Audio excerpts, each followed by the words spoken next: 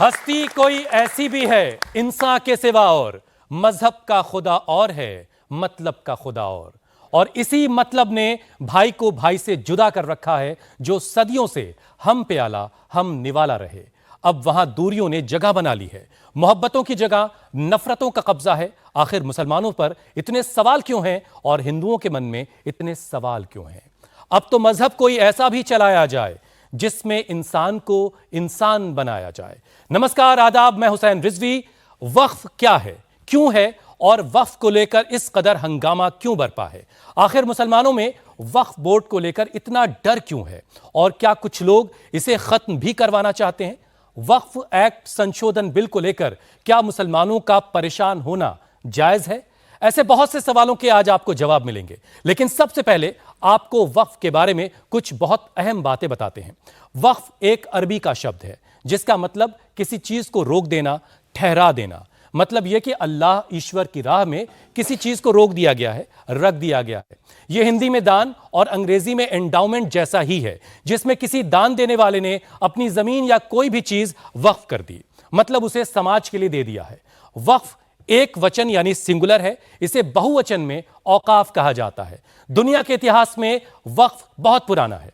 अलग अलग नबियों के जमाने में भी वक्फ की तारीख अलग अलग नामों से मिलती है, लेकिन ताजा मामलों में आखिरी पैगंबर मोहम्मद सल्लल्लाहु अलैहि वसल्लम के जमाने की वक्फ की चीजें आज भी जिंदा व आबाद हैं। इसमें पहला नाम एक कुएं का मिलता है जिसे बीरे रूमा कहा जाता है, जिसमें बीर का मतलब कुआं है और रूमा उस कुएं का नाम है जो मदीने में मस्जिद नबवी के करीब ही है।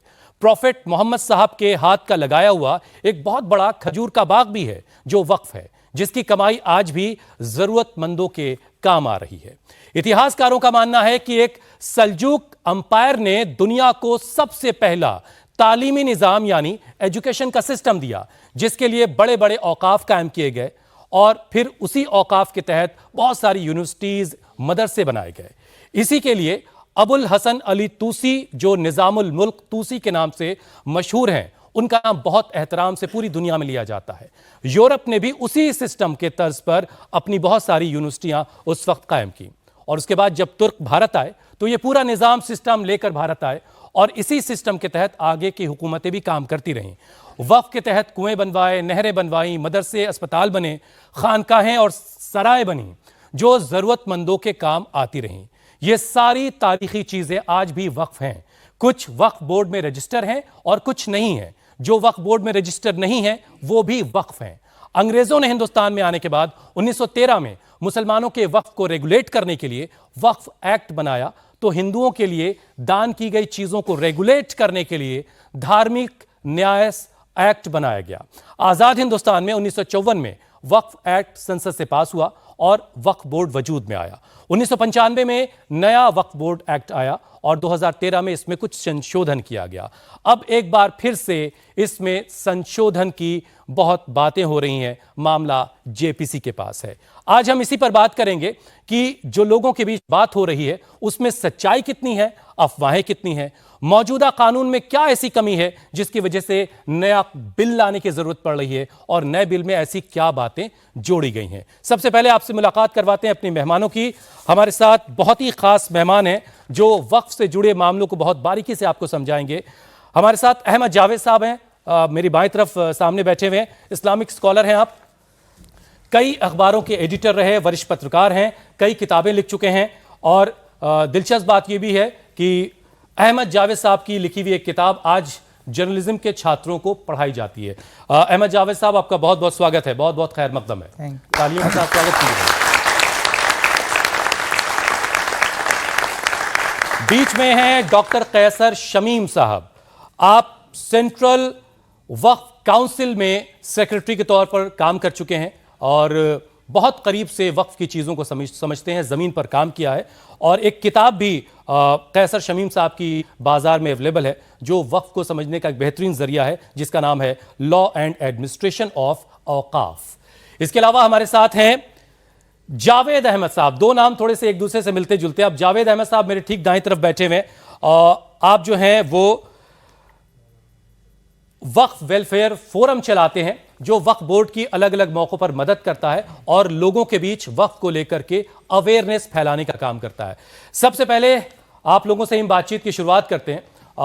जावेद अहमद साहब, आप किस तरीके से लोगों के बीच अवेयरनेस फैला रहे हैं, क्योंकि वक्फ को लेकर के बहुत सारी अफवाहें हैं। 1 मिनट में जरा बताइए कि आपने क्या क्या काम अब तक किया है। बहुत बहुत शुक्रिया। आपने एक ऐसी महफिल सजाई जहां पे आज के मौजूदा सिचुएशन जो पूरे हिंदुस्तान के हर नागरिक और आवाम तक ये बात वक्फ की के बारे में तरह तरह ख़यालात हैं। इसमें जो वक्फ एक अमलाक है, जैसा कि आपने उसके एक ब्रीफ बैकग्राउंड बताया है, ये एक ऐसी अमलाक है, एक ऐसी संपदा है जो आवाम के रिफाई और भलाई के लिए है और इसकी जानकारी आवाम तक पहुंचनी चाहिए। उसके लिए एक नज़्म कायम किया गया और तमाम प्रोग्राम के ज़रिए, सोशल मीडिया के ज़रिए, कार्यशालाओं के ज़रिए और कॉन्फ्रेंस के ज़रिए लोगों तक ये बात पहुँचाई गई कि ये वक्फ संपत्ति आवाम के बीच में एक ऐसी धरोहर है जिससे रफ़ाई, फलाही और बेहतरी के लिए कास्ट, क्रीड्स, रीजन के अलावा भी की जाती है और इसके लिए आवाम अगर बेदार है तो उसका सही उपयोग, उसका दुरुपयोग से बचाया जा सकता है। और ये संदेश आवाम में होना चाहिए कि ये संपत्ति आवाम के रफ़ाई और भलाई के लिए है। इसके लिए सरकार तरह तरह के कायदे कानून लाई, इस कायदे कानून के उसे मैनेजमेंट किया जाता है। ये काम इसके लिए, लेकिन लोग कितना जानते हैं वक्फ के बारे में? वक्फ के बारे में जानकारी लोगों के पास कम है और इस बिल के आने से कबल तकरीबन इस फोरम ने round the corner of the country 300 program organize किया। छोटे टाउन कस्बों से लेके दिल्ली और कई प्रदेशों के राजधानी में किया गया। इसका मकसद ये था कि स्टेक होल्डर जो है वक्फ की संपत्तियों के बारे में बेदार हो, जागरूक हो और उसके डॉक्यूमेंटेशन पे काम करे। यहाँ पे जो चैलेंज है, जैसा कि अभी आपने उसका जिक्र किया, कि बहुत ही कदीम है, प्राचीन है। इसका जो यूज़र है वो एक्सक्लूसिव है, जिसका नाम मुसलमान है। वक्फ इसी तरह से और धर्मों के लिए है, जैसे टेम्पल यूज़र है, चर्च यूज़र है, सिख यूज़र है। यानी हिंदुस्तान के कवानीन सारे धर्मों के अपने अपने उनके वक्फ कह लें या ट्रस्ट कह लें, जो भी कह लें, बनाए गए। और उसमें एक वक्फ यूज़र जो है वो एक आज के डेट में इस कानून में जो नई एक्ट आया है, अमेंडमेंट एक्ट, जो संशोधन बिल है, इसमें एक प्रोविज़न है कि अभी यूज़र, जो वक्फ यूज़र की जो व्याख्या है, अब उसका रजिस्ट्रेशन सरकार अपने कलेक्टर से कराएगी। इसी पे विवाद है। उस पे आते हैं। डॉक्टर कैसर शमीम साहब, आप तो हुकूमत का हिस्सा रहे, आप सेंट्रल वक्फ बोर्ड में रहे, जो वक्फ की ज़मीनें हैं उनका सही इस्तेमाल हो, ये सारे काम आप करते रहे, लेकिन क्या अवेयरनेस को लेकर भी कुछ प्रोग्राम कभी चलाए गए? लोगों को पता हो कि वक्फ की लैंड क्या है और उसका कैसे इस्तेमाल हो सकता है? कहीं कोई उस पर कब्जा किए बैठा तो उसके लिए वो क्या कर सकता है? जी हाँ, बहुत बड़े पैमाने पर यह काम किया गया। मैं 1997 में जब सेंट्रल वक्फ काउंसिल में आया तो मैंने बहुत बड़ी तादाद में लीफलेट्स छापे, उर्दू, हिंदी और अंग्रेज़ी में, और उसको मुल्क में जितने भी इदारे हैं, जो इंस्टीट्यूशंस तरह तरह के, उनको भेजा गया। दिल्ली में मुसलसल वक्फ कॉन्फ्रेंसेस की गई जिनमें स्टेट से लोगों को बुलाया गया, स्टेट्स में कॉन्फ्रेंसेस की गई, यहाँ तक के गुवाहाटी में नॉर्थ ईस्टर्न स्टेट की भी कॉन्फ्रेंस की गई।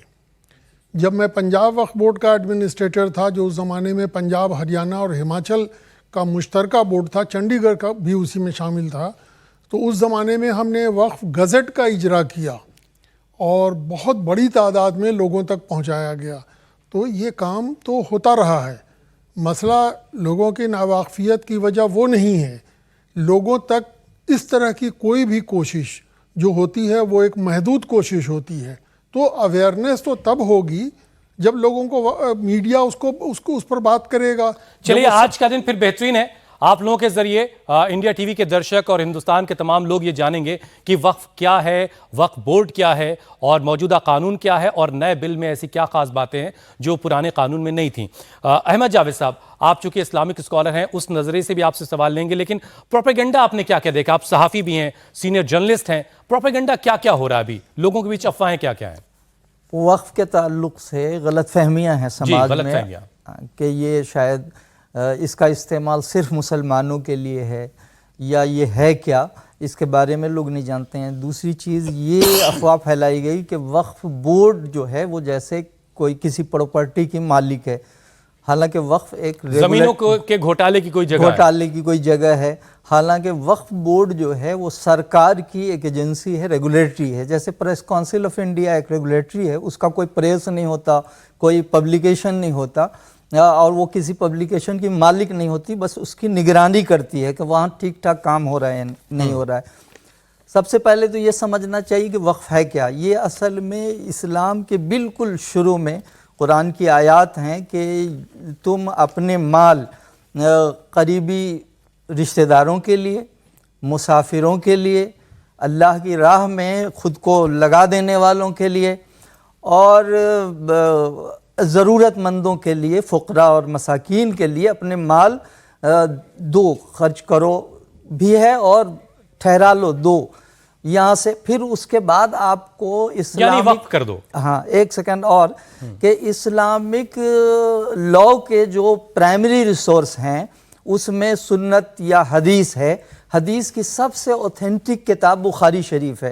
बुखारी शरीफ में एक डॉक्यूमेंट मौजूद है कि हज़रत उमर ने एक माल अपना वक्फ किया और उसका जो डॉक्यूमेंट है उसमें है कि इसको ना बेचा जाएगा, यानी जिस चीज़ पर बेचना ख़रीदना मना कर दिया गया, और इसको गिफ्ट नहीं किया जाएगा, हेबा नहीं किया जाएगा इस माल को, और उस माल को वो नहीं किया जा सकता, विरासत में तकसीम नहीं किया जा सकता।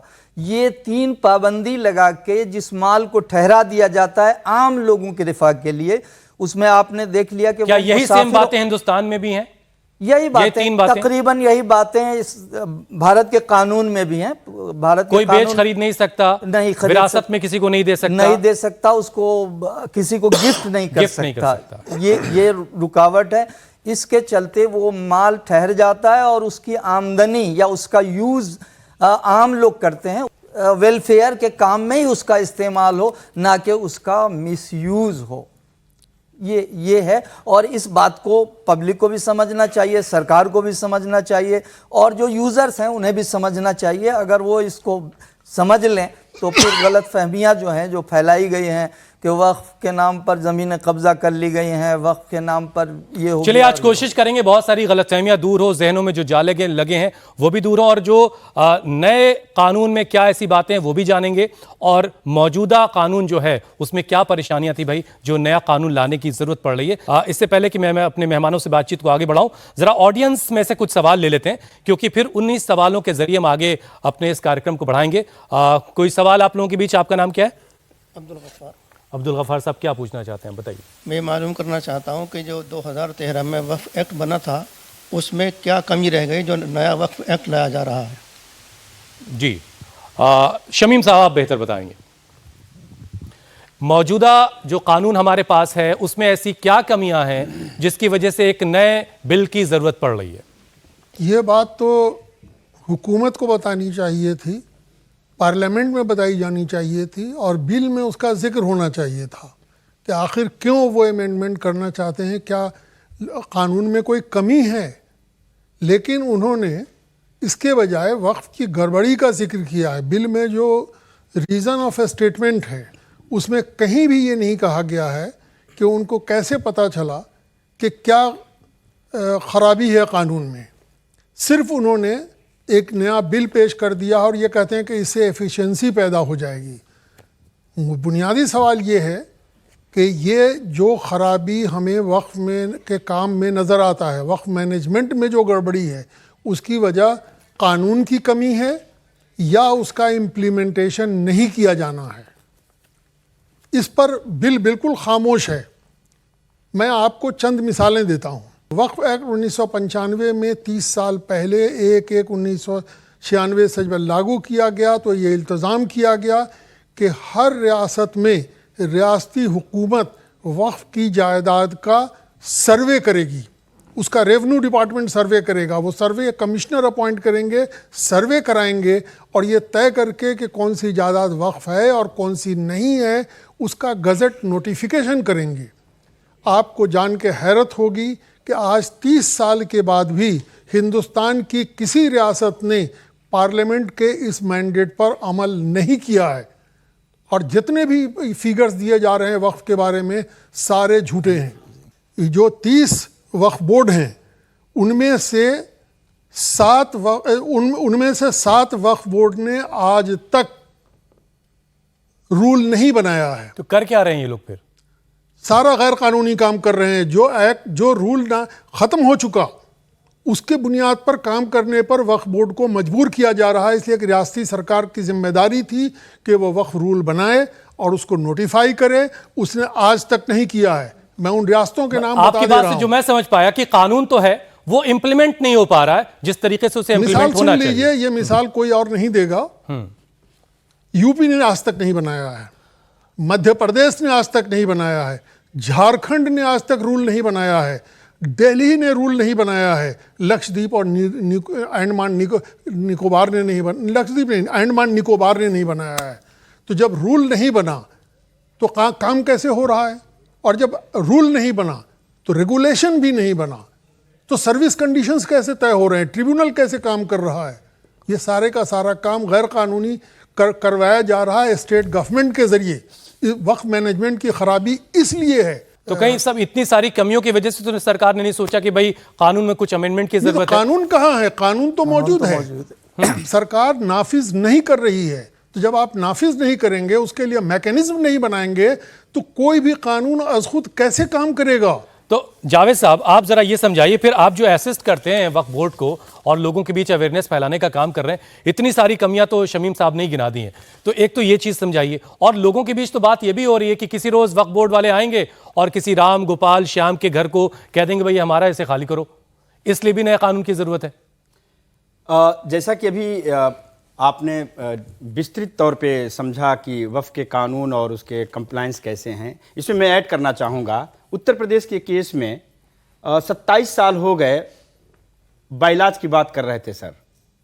बाइलाज जो होता है वो गवर्न करता है किसको क्या करना है, वक्फ बोर्ड को क्या करना है, डिप्टी कमिश्नर को क्या करना है, और उसके अंदर में जो एसडीएम और तमाम आते हैं अधिकारी, सर्वे कमिश्नर, क्या करना है। ये जैसा आंकड़ा इन्होंने बताया, 27 साल 1995 हो गया। हर 10 साल पे जैसे भारत सरकार जनगणना करती है 10 साल के बाद, रेवेन्यू डिपार्टमेंट और म्यूनिसिपल कॉरपोरेशन अपने टैक्स असेसमेंट के लिए 5 साल पे करती है। इसी तरह सर्वे, वक्फ डिपार्टमेंट का जो सर्वे डिपार्टमेंट है वो हर 10 साल पे करना चाहिए उसको।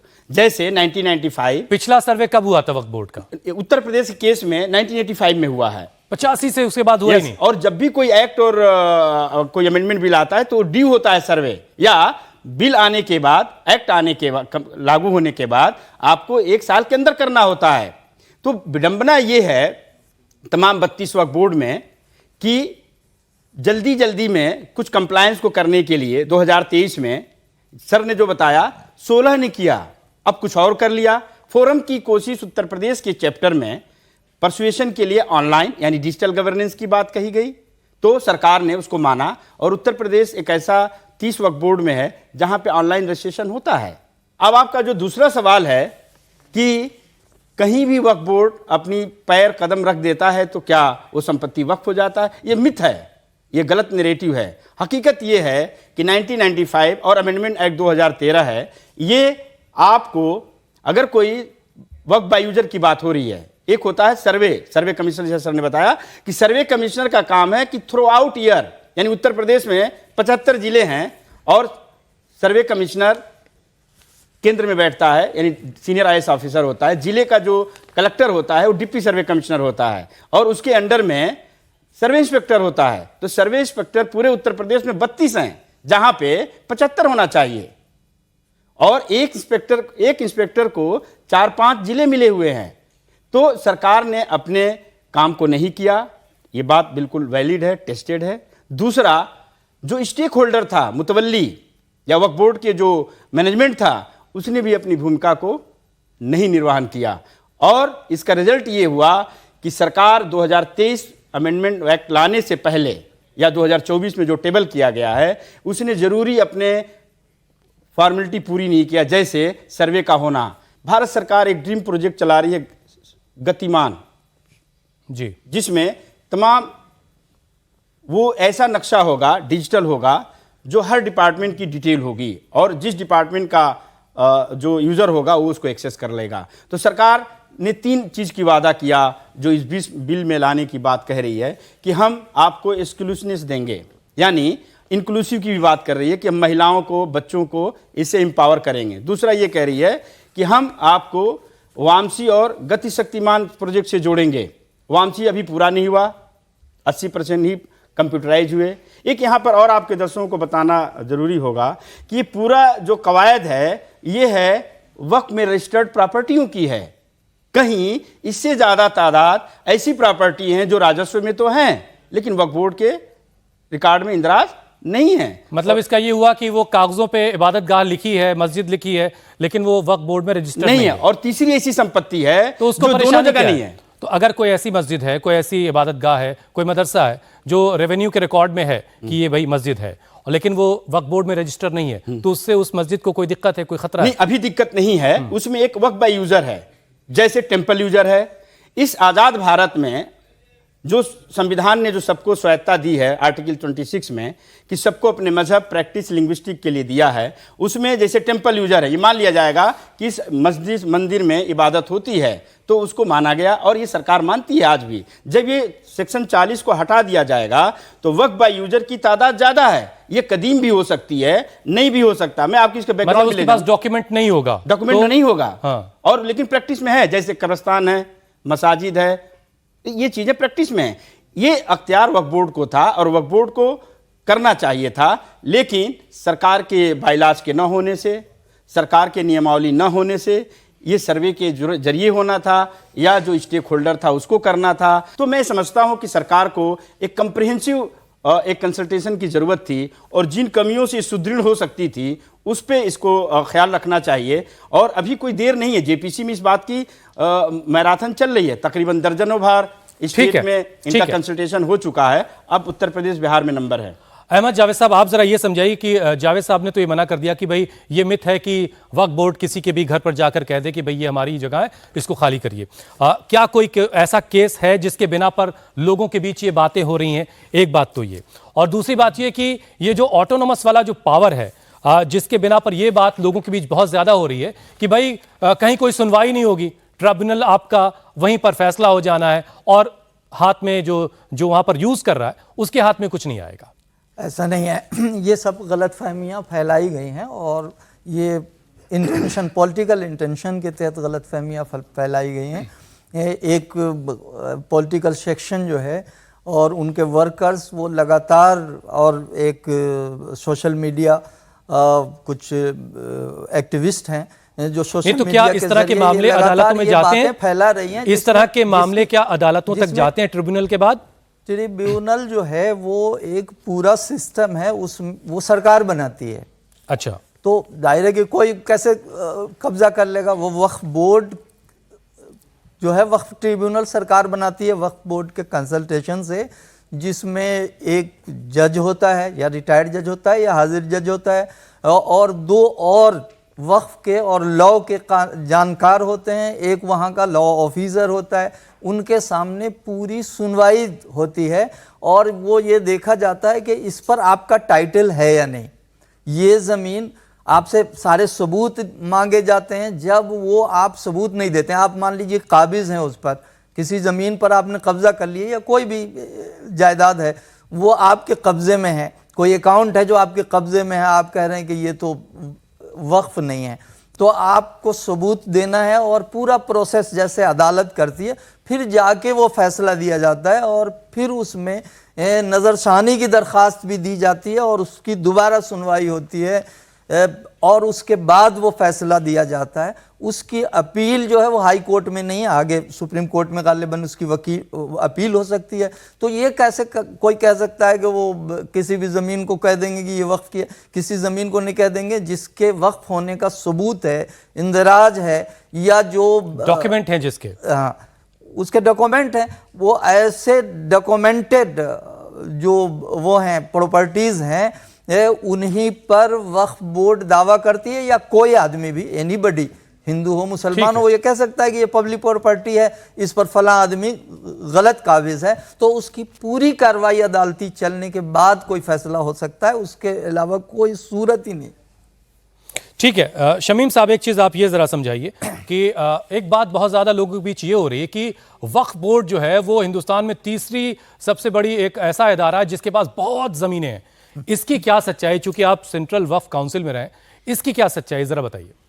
पहली बात तो यह है कि वक्फ बोर्ड के पास कोई ज़मीन नहीं है। वक्फ बोर्ड एक रेगुलेटरी बॉडी है जो सरकार बनाती है वक्फ के किसी भी रियासत में वक्फ के मैनेजमेंट की देखभाल के लिए कि काम ठीक से हो रहा है या नहीं। जहाँ तक जायदाद की तादाद की बात है, पहली बात तो यह कि सर्वे नहीं कराया, और जो पुराना सर्वे है 60 की दहाई का, उसके मुताबिक जो जायदाद है और जो ये रिकॉर्ड कर पाए हैं उससे कहीं ज़्यादा जायदाद जनूबी हिंदुस्तान साउथ के 2-3 मंदिरों के पास है। वक्फ बोर्ड के पास जो कुछ है उससे कहीं ज़्यादा 2-3 मंदिरों के पास है। बाकियों को अगर आप लें तो न मालूम कितनी तादाद होगी। आंध्रा की के जो ज़मीन है, संस्थान है, उसकी ज़मीन का जो रिकॉर्ड अभी सामने आया है किसी डिस्प्यूट में, तो लोग दंग रह गए कि कितनी जायदाद है। और क्यों ना हो, लोग दान करते हैं, कोई सरकार तो नहीं देती है, तो वक्फ भी को भी लोग दान करते हैं, देते हैं अवामी फलाह के लिए। ये सब गलतफहमी फैलाई गई है कि वक्फ बोर्ड के पास सबसे ज़्यादा ज़मीन है और रेलवे के पास सबसे ज़्यादा है। कहाँ है? अव्वल तो आप सर्वे ही नहीं करवा रहे हैं। क्यों नहीं करा रहे हैं? आप जिम्मेदार हैं इन सारी गलतफहमियों के लिए, हुकूमत जिम्मेदार है या फैलाई जा रही, जानबूझ फैलाई जा रही है। बिल को जस्टिफाई करने के लिए एक माहौल साजी की गई जिसके तहत कई तरह की गलतफहमियां पैदा की गई हैं। यह कि अगर वक्फ बोर्ड ने फैसला कर दिया तो आइंदा उसमें कोई सुनवाई नहीं। वक्फ बोर्ड के फैसले को हमेशा हाई कोर्ट में चैलेंज किया जाता है। वक्फ बोर्ड कोई फैसला नहीं करता, वक्फ बोर्ड का फैसला ट्रिब्यूनल में जाता है, ट्रिब्यूनल के फैसले को हाई कोर्ट में चैलेंज किया जाता है, हाई कोर्ट के फैसले को सुप्रीम कोर्ट में चैलेंज किया जाता है। मैं आपको एक मिसाल सिर्फ देता हूं, स्टेट की बात तो करते रहे।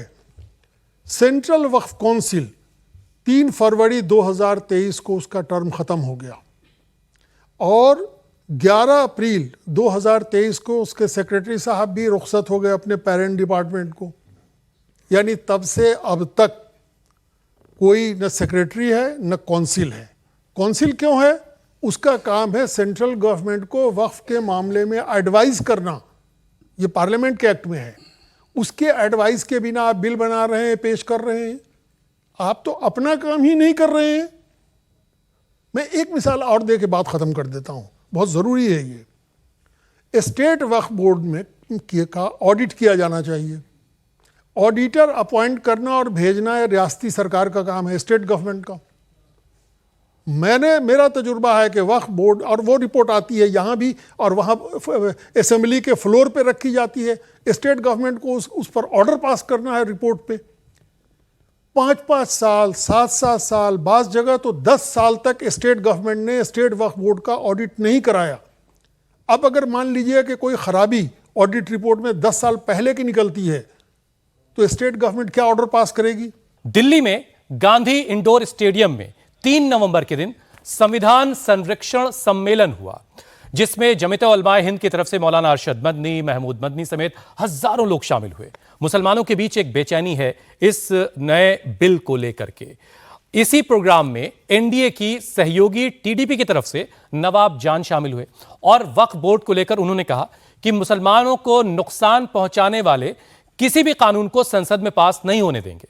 अब जमीयत जो है 24 नवंबर को, आने वाली 24 नवंबर को इसी वक्फ के सिलसिले में एक बड़ा प्रोग्राम पटना में करने वाली है और जमीयत का दावा है कि उस प्रोग्राम में नीतीश कुमार भी शामिल होंगे। मतलब यह कि जमीयत और या फिर दूसरे जो मुस्लिम ऑर्गेनाइजेशन है वो सरकार पर एक प्रेशर अपने तरीके से बनाने की कोशिश कर रहे हैं। अरशद मदनी को सुनिए, फिर चर्चा को आगे बढ़ाएंगे। औकाफ को हड़पना चाहते हैं।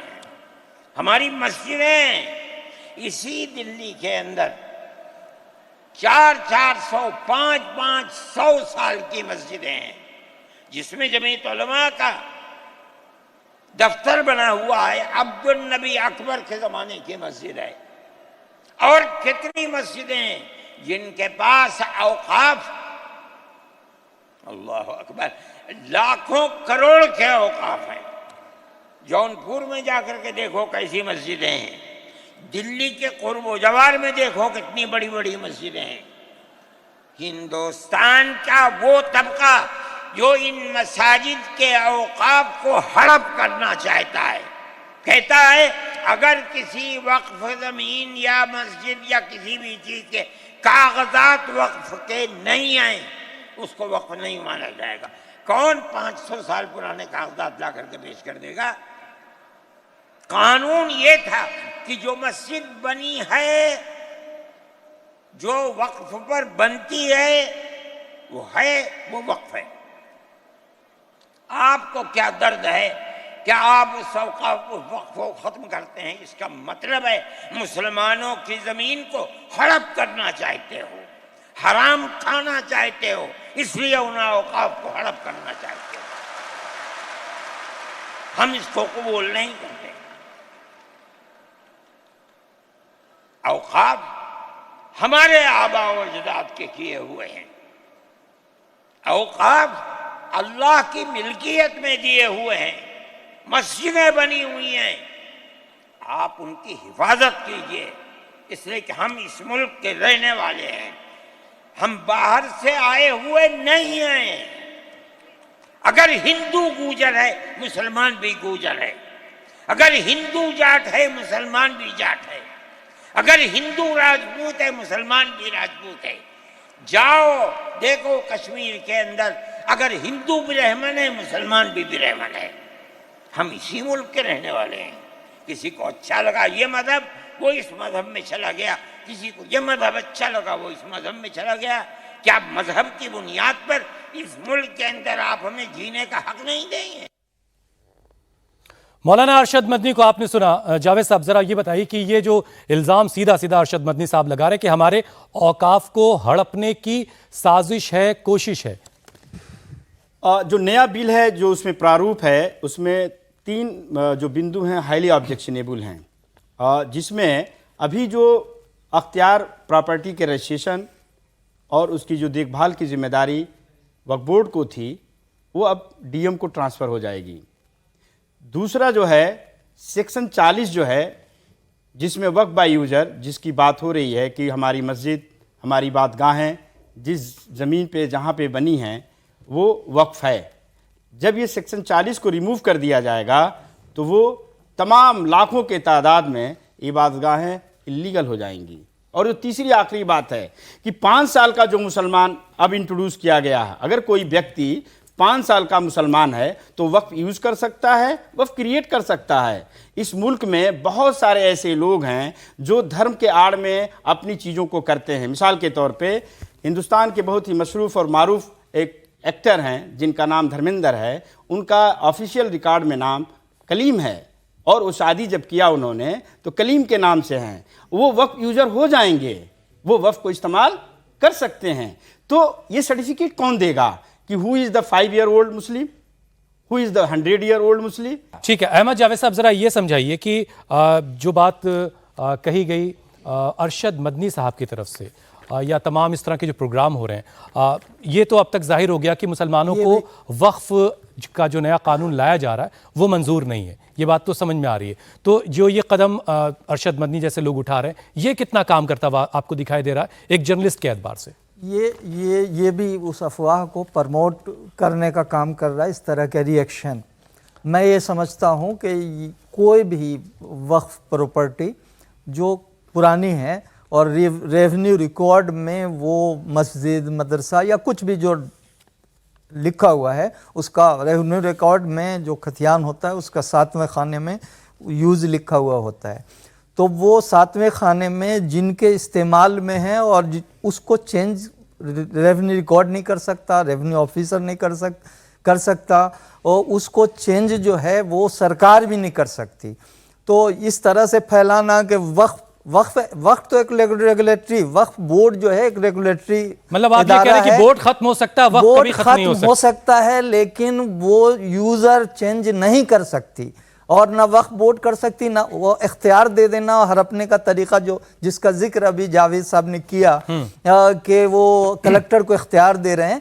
तो ये तो है कि वो मिसयूज करते हैं, वो क्योंकि उनके पास इख्तियार होगा तो वो कानून का मिसयूज़ करेंगे, रेवेन्यू रिकॉर्ड को पीछे रख देंगे या उसे फाड़ के ज़ाया कर देते हैं लोग, ये सब ठीक है, साजिशें करेंगे। ठीक है। ये तो हो सकता है, लेकिन वक्फ को चेंज करना और हड़पना इस मुल्क में जब तक ये कवानीन है, डेमोक्रेसी है, डेमोक्रेसी मतलब यहाँ भी जज्बातों को भड़काया ही जा रहा है, मुमकिन नहीं है। अहमद साहब जरा ये बताइए कि नया जो बिल आ रहा है उसमें ऐसी क्या खास बात है जो मौजूदा कानून में नहीं है?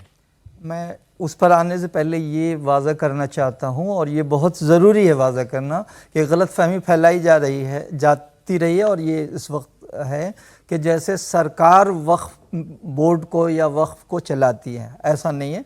वक्फ की जो प्रॉपर्टी है वो हमारी प्रॉपर्टी होती है, जिसके हमारे बाप ने अगर वो किया और हम उसके वक्फ किया और हम उसके मुतवल्ली हैं, हम वक्फ बोर्ड चलाने के लिए हम पैसे देते हैं।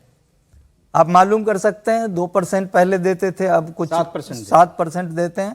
हम अपनी आमदनी से, यानी अपने सरकार, यानी वक्फ बोर्ड ने जो अर्न किया उसी से उसके ऑपरेशन का बोर्ड ने नहीं जी, वक्फ ने, वक्फ प्रॉपर्टी नहीं। अच्छा, जो पर्टिकुलर प्रॉपर्टी है, हमने एक जमीन वक्फ कर दी, एक मकान वक्फ कर दिया, उसकी आमदनी का रेगुलेट करने के लिए हम 7% वक्फ बोर्ड को देते हैं। यानी वक्फ बोर्ड भी हमारे पैसे से, सरकार का उससे लेने देना नहीं है, पैसे से चलता है, सरकार वो पैसा नहीं देती है। ठीक है। दूसरी चीज आपने ये कहा, वक्फ जायदादों को लोगों ने बरसा बरस से कब्जा कर रखा था। पिछले कानून में लिमिटेशन, कोई सिविल लॉ का जो जानकार है वो जानता है कि कोई जायदाद जो आपके पास है, अगर आपने किसी को दे दिया और वो 12 साल से उसके कब्जे में है, तो उस पर अब आप दावा नहीं कर सकते। आपका दावा, सिविल सूट जो है वो एक्सेप्टेबल नहीं होगा। वक्फ ने इस लिमिटेशन को वक्फ के मामले में ख़त्म कर दिया। तो अब अगर 12 साल से ज़्यादा से कोई काबिज़ है तो उस पर वक्फ बोर्ड या जो भी यूज़र हैं या उसके जो असल मालिक और मुतवल्ली हैं वो सिविल सूट कर सकते हैं और उस पर सुनवाई होगी। ऐसा कानून भारत में पहले से है। मंदिरों और दूसरे देवी देवताओं के मामले में जो मंदिर की जायदाद है, वो जायदाद पर वही कानून लागू होता है जो भारत में नाबालिगों की जायदाद पर होता है, कि नाबालिग जिस दिन बालिग हो जाए या जिस दिन दावा करे उस दिन से वो गिना जाता है और एक्सेप्टेबल होता है। नाबालिग अगर 50 साल से कोई आदमी काबिज है अगर नाबालिग की जायदाद पर, तो नाबालिग अगर दायर करेगा तो उसका एक्सेप्टेबल होगा, उसकी अर्जी सुनी जाएगी, सिविल सूट उसका सुना जाएगा। ये कानून मंदिरों के मामले में और दूसरे मामलों में पहले से मौजूद था। इस मिसाल को सामने रख के वक्फ को भी उससे एग्जेम्प्टेड किया गया, लिमिटेशन से। ये असल जिन लोगों ने इसको मोमेंट चलाया है, इसमें बड़े बड़े लोग हैं, बहुत बड़ा ज़मीन माफिया है जो पैसे खर्च करके ये अफवाहें फैला रहा है कि आपकी जायदाद को कब्जा कर लिया जाएगा या लिमिटेशन ख़त्म करने की वजह से। तो इस एक्ट में भी उनको फ़ायदा पहुंचाने के लिए लिमिटेशन ख़त्म करने का प्रोविज़न लाया जा रहा है, और ये बहुत बड़ा अटैक है वक्फ पर या वेलफेयर, पब्लिक वेलफेयर पर। ठीक है शमीम साहब, एक फाइनल कमेंट आपका। जेपीसी के जरिए आपको लगता है कि कोई ऐसा रास्ता निकलेगा जो जितने तमाम आपने शक शुबहात जाहिर किए हैं उनका सोल्यूशन कुछ निकल पाए? उससे पहले मैं लिमिटेशन एक्ट पे कुछ कह दूं प्लीज। दिलचस्प जरा खत्म हो रहा है। दिलचस्प वाकया है, सुनाने वाले भी अब नहीं मिलेंगे। 1995 में वक्फ एक्ट पर बहस हो रही थी। नजमा हतुल्ला चेयरपर्सन थी, डिप्टी चेयरपर्सन प्रिजाइड कर रही थी। रात के 12 बजने वाले थे और बहस जारी थी। सीताराम केसरी जी जिन्होंने बिल को पायलट किया था, वो उठ के खड़े हुए और जो उनका अंदाज था, उन्होंने हाथ जोड़ के कहा कि मैं बूढ़ा आदमी हूँ, सारे दिन बैठा रहा हूँ, आपकी बात सुनता रहा हूँ, अब मेरी ये दरख्वास्त है कि अब आप इस बिल को पास कर दीजिए। और रहमान साहब जो अमेंडमेंट लाए चलिए उसको भी मान लीजिए। तो नजमा अब्दुल्ला ने कहा कि हाँ भाई, इनकी ज़ईफ़ आदमी हैं, हमारे बड़े हैं, इनकी बात मान लीजिए और इसको पास कर दीजिए अब। तो शिवसेना के एक एमपी जिनका नाम कुछ राम था, मैं भूल गया हूँ, वो उठ के खड़े हुए और उन्होंने कहा कि ठीक है, उनका मान लीजिए तो मेरा भी एक अमेंडमेंट मान लीजिए। और वो अमेंडमेंट ये है कि वक्फ को लिमिटेशन एक्ट 1960 से हमेशा के लिए एग्जम्प्ट कर दिया जाए। और नजमा हेपतुल्ला जी ने कहा कि हाँ, हम चलो दोनों के साथ मान लेते हैं, आप लोग मान लीजिए, और पार्लियामेंट ने पास किया।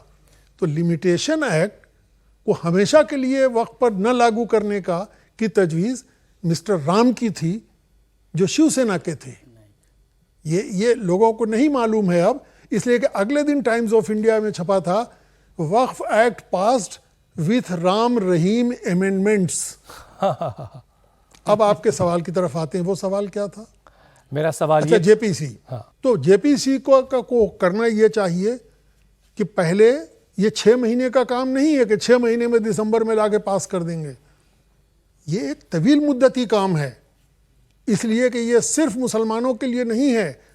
वक्फ के खात्मे का मतलब है जनरल पब्लिक वेलफेयर का खात्मा। ये जामिया हमदर्द वक्फ के पैसे से बना है। क्या उसमें सिर्फ मुसलमान बच्चे पढ़ते हैं? कितने हॉस्पिटल्स चल रहे हैं, कितने यतीमखाने चल रहे हैं। बस 1 मिनट सर आपके लिए, 1 मिनट अपनी बात कह लें, फाइनल कमेंट। जो जेपीसी ने तरीका अपनाया है, 2023 में इसकी प्रक्रिया शुरू हुई थी, जुलाई से नए अमेंडमेंट के लिए, और सरकार अपने तरीके से जो तौर तरीका बदला है उसमें कंसल्टेशन का प्रोसेस शुरू किया। लेकिन ज़रूर जो अभी प्रोविज़न है जो जेपीसी चाहती है उसमें ऐड करने के लिए, तो जो एक अड़ियल तरीका है दोनों रुख का, जैसे दोनों लोग हैं, एक अमेंडमेंट पे उतारू है, एक अमेंडमेंट नहीं चाहता है, इसमें चर्चा की गुंजाइश नहीं है। इसमें नुकसान किसका है? वक्फ और मुसलमान का। जेपीसी को तमाम उन मुद्दों को गौर करना चाहिए कि किसी के धर्म, किसी के फलाह और रिफाही के काम में रुकावट न हो, ताकि आने वाली नस्लें वक्फ करना बंद न करें, ना कर दें। ठीक है। और जब हम किसी को नहीं जानते हैं, उससे बात नहीं करते हैं, तो फिर उसके बारे में बातें बनाते हैं। बातें नहीं, दिल एक बनाइए, एक हो जाएं तो बन सकते हैं खुर्शीद मुबीन, वरना इन बिखरे हुए तारों से क्या काम बने। बहुत बहुत शुक्रिया आज की इस चर्चा में शामिल होने के लिए, बहुत बहुत शुक्रिया।